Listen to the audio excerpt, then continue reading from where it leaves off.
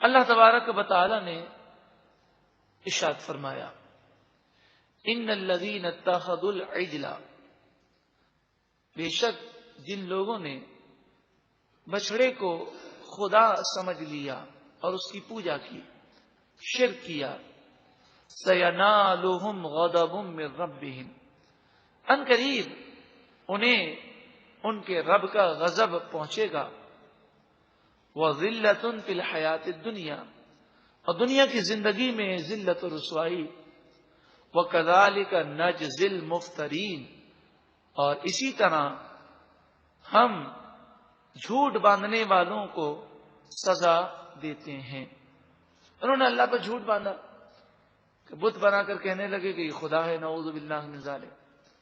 والذین عملوا السیئات، اور وہ لوگ جنہوں نے برے کام کیے، ثم تابوا من بعدها، پھر اس کے بعد انہوں نے توبہ کر لی، وآمنوا، اور ایمان لائے، ان ربک من بعدها لغفور الرحیم، بے شک آپ کا رب اس کے بعد ضرور بخشنے والا مہربان ہے۔ ان آیات میں توبہ کی فضیلت بیان ہوئی۔ یقیناً نبی اکرم صلی اللہ علیہ وآلہ وسلم کی رحمتوں کے صدقے میں ہمیں یہ فضیلت حاصل ہوئی کہ مسلمان حضور کا امتی جب توبہ کرتا ہے تو چاہے کتنا ہی بڑا گناہ گار ہو، جب وہ سچی پکی توبہ کر لیتا ہے تو اللہ تعالیٰ اس کے سارے گناہوں کو مٹا دیتا ہے۔ التائب من الذنب کمن لا ذنب لہ، صرف گناہ مٹا نہیں دیے جاتے بلکہ فرمایا گناہ سے توبہ کرنے والا ایسا ہے گویا کہ اس نے گناہ کیے ہی نہیں ہے۔ فَأُولَئِكَ يُبَدِّلُ اللَّهُ سَيِّئَاتِهِمْ حَسَنَاتٍ، صرف گناہ مٹا نہیں دیے جاتے بلکہ فرمایا گناہوں کو اللہ تعالی نیکیوں سے تبدیل فرما دیتا ہے۔ توبہ کی 3 شرائط ہے۔ گناہ کو گناہ سمجھا جائے، اس پر شرمندگی کا اظہار کیا جائے، اللہ سے معافی مانگی جائے، اور سب سے اہم شرط یہ ہے کہ جب گناہ سے توبہ کی جائے تو اس بات کا عزم مصمم ہو، پکا ارادہ ہو کہ اب میں کبھی یہ گناہ نہیں کروں گا۔ اس نے ایسا کر لیا، اس کی توبہ مقبول ہو گئی۔ اب اگر شیطان نے پھر بہکا دیا، اس وقت جب توبہ کی تو پکی نیت تھی کہ اب میں یہ گناہ نہیں کروں گا، پھر شیطان بہکانے میں کامیاب ہو گیا، پھر توبہ کر لے، پھر جب توبہ کرے اس وقت بھی پکی نیت ہو کہ اب یہ گناہ نہیں کروں گا، پھر شیطان بہکانے میں کامیاب ہو جائے اور گناہ کر لے، پھر توبہ کر لے۔ امام غزالی علیہ رحمہ نے بڑی پیاری بات ارشاد فرمائی۔ آپ فرماتے ہیں کہ جب انسان توبہ کرتا ہے اور پکی نیت ہوتی ہے کہ اب میں یہ گناہ نہیں کروں گا، ایک اچھے مسلمان کی طرح زندگی گزاروں گا، مگر شیطان پھر دوبارہ اس پر حملہ کرنے میں کامیاب ہو جاتا ہے، پھر وہ توبہ کرتا ہے، پھر حملہ کرنے میں کامیاب ہو جاتا ہے، 2-4 مرتبہ ایسا ہوتا ہے تو پھر وہ توبہ نہیں کرتا اور گناہ کرتے کرتے دنیا سے چلا جاتا ہے۔ آپ نے فرمایا یہ شیطانی بہت بڑا وار ہے، بار بار توبہ کیجیے، بس شرط یہ ہے کہ جب توبہ کرے اس وقت پکی نیت ہو کہ اب میں کوئی گناہ نہیں کروں گا، پھر اگر شیطان بہکانے میں کامیاب ہو جائے پھر توبہ کریں۔ امام غزالی علیہ رحمہ فرماتے ہیں اگر شیطان حملہ کرے تو شیطان کو اس طرح کہیں کہ میں توبہ کر رہا ہوں۔ شیطان اس طرح حملہ کرے کہ تو بار بار توبہ کرتا ہے، پکا ارادہ کرتا ہے کہ اب میں کوئی نماز قضا نہیں کروں گا، اب میں کبھی جھوٹ نہیں بولوں گا، پھر چند دنوں کے بعد پھر ایسا ہی ہو جاتا ہے۔ تو شیطان کو کیا جواب دیا جائے اس وسوسے کا؟ امام غزالی علیہ رحمہ فرماتے ہیں اس سے کہو کہ میرا کام ہے توبہ کرنا، میرا کام ہے نیت پکی رکھنا، نیت اچھی رکھنا، میں نے تو پکی نیت کی ہے اور بچنے کی کوشش بھی کروں گا، میرا رب اگر راضی ہو جائے گا تو مجھے توبہ پر انشاءاللہ استقامت مل جائے گی۔ یہ بھی کہو کہ ہو سکتا ہے یہ جو میری توبہ ہے یہ میری زندگی کی آخری توبہ ہو، میری موت میں صرف 2 دن باقی ہو یا 1 دن باقی ہو، اور اگر میں توبہ کی حالت میں دنیا سے چلا گیا تو جو توبہ کی حالت میں دنیا سے جائے اس کا حساب کتاب نہیں ہوتا، وہ ڈائریکٹ جنتی ہے۔ تو ایسا تو نہیں کہ تو مجھے توبہ سے روک رہا ہے اس لیے کہ میں مرنے والا ہوں، گناہ کی نوبت آ ہی نہ سکے۔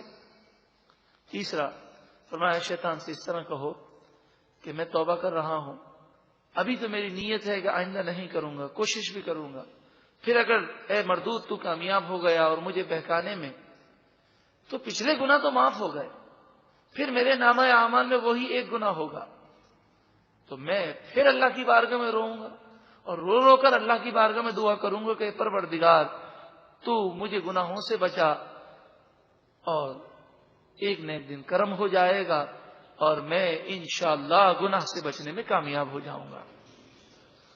اللہ تعالی ہم سب کو سچی پکی توبہ کرنے کی توفیق عطا فرمائے۔ وَلَمَّا سَكَتَ عَن مُوسَى الْغَضَبُ، اور جب موسیٰ علیہ السلام سے غضب دور ہو گیا، اخذ الالواح، آپ نے توریت کی تختیوں کو اٹھایا اور لوگوں کو پیش کیا۔ وفی نسختها هدى ورحمہ، ان توریت کی تختیوں میں جو کچھ لکھا تھا اس میں ہدایت بھی تھی اور رحمت بھی تھی۔ یہ کن لوگوں کے لیے؟ للذین هم لربهم یرہبون، ہدایت اور رحمت ان لوگوں کے لیے تھی کہ جو اپنے رب سے ڈرتے ہیں۔ جس طرح توریت کا معاملہ ذکر کیا گیا، قرآن پاک سے بھی ہدایت اور رحمت انہیں ہی ملتی ہے جو اپنے دل میں اللہ کا خوف رکھتے ہیں۔ موسیٰ علیہ السلام سے فرمایا گیا کہ اب اس قوم کی سزا یہ ہے کہ ہم نے ان کی توبہ تو قبول فرما لی، جیسے قاتل کی توبہ قبول ہو جاتی ہے، مگر قتل کے بدلے میں بسا اوقات اسے قتل کیا جاتا ہے جب مقتول کے ورثہ مطالبہ کریں۔ تو فرمایا ان کی توبہ تو قبول ہوئی، یہ مسلمان بھی ہو گئے، مگر آئندہ کبھی کسی کی ضرورت نہ ہو، اس لیے ان سب کو آپ قتل کر دیجئے۔ حضرت موسیٰ علیہ السلام نے ارشاد فرمایا اور وہ اس پر راضی ہو گئے۔ گھٹنے کے بل وہ کھڑے ہوئے اور اپنے سر کو آگے کی طرف جھکایا اور اس طرح انہوں نے لائن بنا لی۔ وہ 12,000 جنہوں نے شرک نہیں کیا، بت پرستی نہیں کی، ان کے ہاتھ میں تلواریں دی گئیں اور وہ صبح سے لے کر شام تک گردنیں اڑاتے رہے۔ تقریباً 70,000 کے آس پاس بنی اسرائیلی وہ قتل کر دیے گئے۔ اس دوران حضرت موسیٰ علیہ السلام اور حضرت ہارون علیہ السلام روتے رہے اور اللہ کی بارگاہ میں یہ دعا کرتے رہے، اے پروردگار شریعت کا قانون تو یہی ہے کہ ان سب کو قتل کر دیا جائے، مگر بنی اسرائیل ختم ہو جائیں گے، ہم صرف 12,000 بچیں گے، تو غفور و رحیم ہے، تو انہیں معاف کر دے۔ تو اللہ تبارک و تعالی نے ارشاد فرمایا کہ آپ کی دعاؤں کے صدقے میں ہم نے یہ کرم کیا کہ انہوں نے جو شرک کیا، بت پرستی کی، وہ گناہ بھی ہم نے معاف کیا، تو جو زندہ بچ گئے انہیں معاف کر دیا گیا، اور جو قتل کر دیے گئے انہیں ہم نے شہادت کا رتبہ دیا۔ مگر قوم کے 70 افراد کو لے کر آپ کوہ طور پر آئے، اور وہ قوم کے 70 افراد کوہ طور پر اللہ کی بارگاہ میں خوب روئیں اور معافی مانگیں، اور یہ قوم کے وہ 70 افراد ہوں جو قوم کے شرفاء میں سے ہوں، جو قوم کے نمائندے ہوں۔ وَاخْتَارَ مُوسَىٰ قَوْمَهُ، موسیٰ علیہ السلام نے اپنی قوم سے چنا 70 رجلاً، 70 افراد کو، لِمِيقَاتِنَا، ہماری میعاد کے لیے، ہمارے حکم کے مطابق۔ اب جب وہ وہاں پہنچے تو رونے لگے، دعائیں کرنے لگے۔ موسیٰ علیہ السلام اللہ کے کلام کو سماعت کرتے اور آپ ان سے فرماتے کہ اللہ تعالیٰ یوں فرماتا ہے۔ تو یہ کہنے لگے بڑی عجیب بات ہے، آپ ہمارے قریب ہیں، ہمیں تو کوئی اللہ کا کلام ہم تو نہیں سماعت کر سکتے، آپ کی باتوں پر ہمیں یقین نہیں آتا، نعوذ باللہ من ذالک۔ آپ تو ہمیں اللہ دکھائیں تو ہم آپ پر یقین کریں۔ اللہ کا دیدار اور اس کی خواہش کرنا یہ تو سعادت ہے، مگر یہاں پر اللہ دکھائیں، یہ ضد کی وجہ سے ان لوگوں نے تمنا کی کہ ہم آپ کو نبی اسی وقت مانیں گے آپ اللہ کو دکھائیں اور ہم خود دیکھیں کہ اللہ تعالی ہم سے یہ فرما رہا ہے. فلما اخذتهم الرجفۃ، پس جب رجفہ نے ان لوگوں کو پکڑ لیا. رجفہ اس ہولناک آواز کو کہتے ہیں کہ جس کی سختی کی وجہ سے ان کے دل دہل گئے اور دل بند ہو گئے اور یہ 70 افراد ہلاک ہو گئے. قال ربی، حضرت موسیٰ علیہ السلام نے عرض کی اے میرے رب، لو شئت اہلکتہم، اگر تو چاہتا اہلکتہم تو انہیں ہلاک کر دیتا، من قبل، اس سے پہلے وہیں یہ قوم میں ہلاک ہو جاتے. وہ ایایا، اور تو چاہتا تو مجھے بھی وفات آ جاتی. تو جو چاہے کر سکتا ہے، تیرے کاموں پر کوئی ہمیں اعتراض تو نہیں ہے. مگر موسیٰ علیہ السلام نے عرض کی پروردگار، میں قوم کو کیا جواب دوں گا؟ قوم تو یہ سمجھے گی کہ موسیٰ علیہ السلام نے ان کو وہاں جا کر مروا دیا. اتہلکنا بما فعل السفہاء منا، پروردگار کیا تو ہمیں ہلاک فرمائے گا اس کام کی وجہ سے جو ہم میں سے نادانوں نے کیا؟ تو نادانوں کی نادانی معاف کرنے والا ہے، کرم فرما دے. ان ہی الا فتنتک، یہ تو صرف تیری طرف سے آزمائش ہے. تضل بہا من تشاء، تو جسے چاہے گمراہ فرما دیتا ہے. وتہدی من تشاء، اور جسے تو چاہے ہدایت عطا فرماتا ہے. گو کہ حقیقت یہی ہے کہ انسان گمراہ ہوتا ہے اور اللہ تعالی جب اس سے ناراض ہو جاتا ہے تو ہدایت کے راستے اس کے لیے بند ہو جاتے ہیں. اور ناراضگی والے کام غرور و تکبر، گناہوں پر اصرار کرنا ہے. انت ولینا، تو ہمارا مولا مالک مددگار ہے. فاغفر لنا، پس تو ہماری مغفرت فرما. وارحمنا، اور ہم پر رحم فرما. وانت خیر الغافرین، اور تو ہی سب سے زیادہ معاف فرمانے والا، بخشش فرمانے والا ہے. واکتب لنا فی ہذہ الدنیا حسنہ، ہمارے لیے اس دنیا میں بھلائی کو لکھ دے. وفی الآخرۃ انا ہدنا الیک، اور آخرت میں بھی بھلائی لکھ دے، بے شک ہم تیری ہی طرف آنے والے ہیں. جو موسیٰ علیہ السلام نے دعا کی اللہ تعالی ہمارے حق میں بھی قبول و منظور فرمائے، وہ ہماری بخشش فرمائے، ہم پر رحم فرمائے، اور دنیا اور آخرت کی بھلائیاں ہم سب کو عطا فرمائے. قال عذابی اصیب بہ من اشاء، اللہ تعالی نے فرمایا جس پر میں چاہوں گا میرا عذاب پہنچے گا، جس پر میں چاہوں گا اپنا عذاب پہنچاؤں گا. وَرَحْمَتِي وَسِعَتْ كُلَّ شَيْءٍ، اور میری رحمت ہر چیز کو گھیرے ہوئے ہے. تو عذاب اسی کو ہوگا کہ جس نے سرکشی کی، بغاوت کی، توبہ کی طرف وہ مائل نہ ہوا باوجود اس کے کہ اسے توبہ کا موقع دیا گیا. فَسَأَكْتُبُهَا لِلَّذِينَ يَتَّقُونَ، پس ان قریب میں اس رحمت کو لکھ دوں گا ان لوگوں کے لیے یتقون، جو ڈرتے ہیں، میرا خوف رکھتے ہیں، تقوی اور پرہیزگاری اختیار کرتے ہیں، تو ان کے لیے میری رحمت ہے.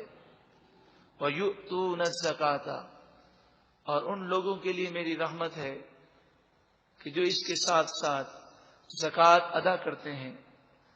وَالَّذِينَ هُمْ بِآيَاتِنَا يُؤْمِنُونَ، اور وہ لوگ ہماری آیتوں پر ایمان رکھتے ہیں.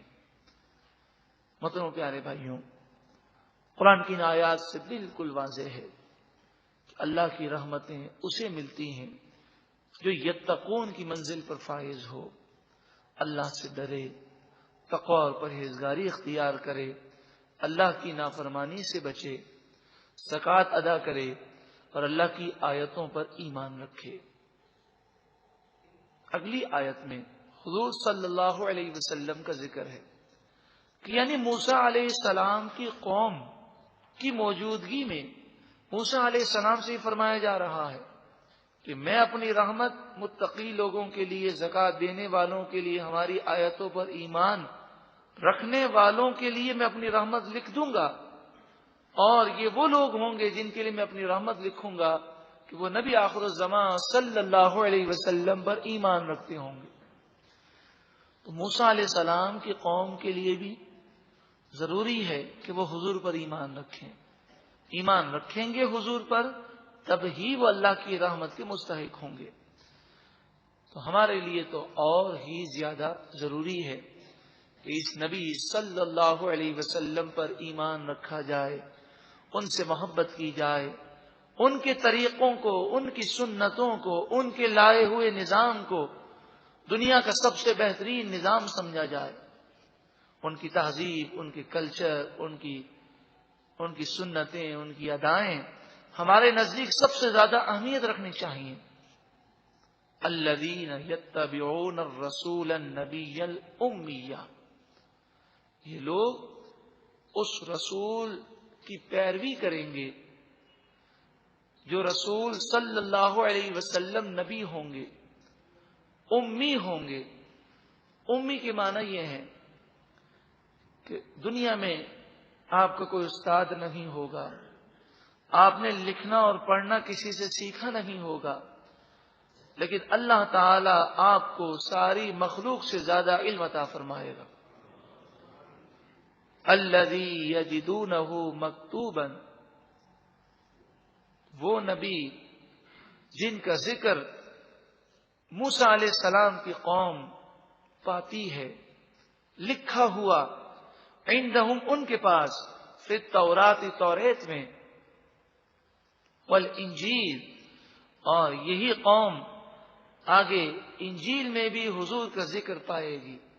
یہ نبی صلی اللہ علیہ وسلم یأمرہم بالمعروف، لوگوں کو نیکی کا حکم دیں گے، وینہاہم عن المنکر، اور برائی سے روکیں گے، ویحل لہم الطیبات، اور پاکیزہ چیزیں ان کے لیے حلال کریں گے، ویحرم علیہم الخبائث، اور گندی چیزیں ان کے لیے حرام کریں گے، وَيَدَعُ عَنْهُمْ إِصْرَهُمْ وَالْأَغْلَالَ الَّتِي كَانَتْ عَلَيْهِمْ، ان پر شریعت کا جو بوجھ اور گلے کے پھندے جو ان لوگوں پر ہیں، وہ نبی ان تمام بوجھوں کو دور کر دیں گے۔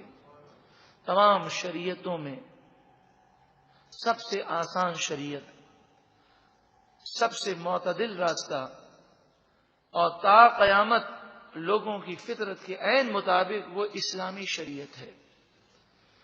اگر شریعت کا کوئی حکم مشکل لگتا ہے تو یہ ہمارے کرتوت ہیں، ہماری عقل کا فساد ہے۔ فالذین آمنوا بہ، بس وہ لوگ جو اس نبی پر ایمان لائیں گے، وعزروہ، اور اس نبی کی تعظیم کریں گے۔ قرآن مجید فرقان حمید نے ایمان کے ساتھ ساتھ تعظیم و توقیر کا ذکر فرمایا۔ حقیقت یہی ہے کہ جو حضور پر ایمان لانے کا دعویٰ کرے مگر نعوذ باللہ من ذالک شیطانی وسوسوں کا شکار ہو کر حضور کی ذات پر الٹے سیدھے تبصرے کرے، حضور کو یہ پتا تھا، یہ پتا نہیں تھا، ان میں یہ طاقت تھی، یہ طاقت نہیں تھی، اللہ تعالیٰ نے جو انہیں مقام و مرتبہ دیا وہ مقام و مرتبہ کا تسلیم نہ کرے، تعظیم و توقیر نہ کرے، تو اس کا ایمان در حقیقت ایمان ہی نہیں۔ وَنَصَرُوهُ، اور وہ لوگ اس نبی کے دین کی مدد کریں گے۔ وَاتَّبَعُوا النُّورَ الَّذِي أُنزِلَ مَعَهُ، سبحان اللہ، قرآن پاک کو نور قرار دیا گیا، فرمایا وہ نور جو اس نبی پر نازل کیا جائے گا، اس نور قرآن کی وہ پیروی کریں گے۔ اولئک ھم المفلحون، یہی لوگ فلاح پانے والے، کامیاب ہوں گے۔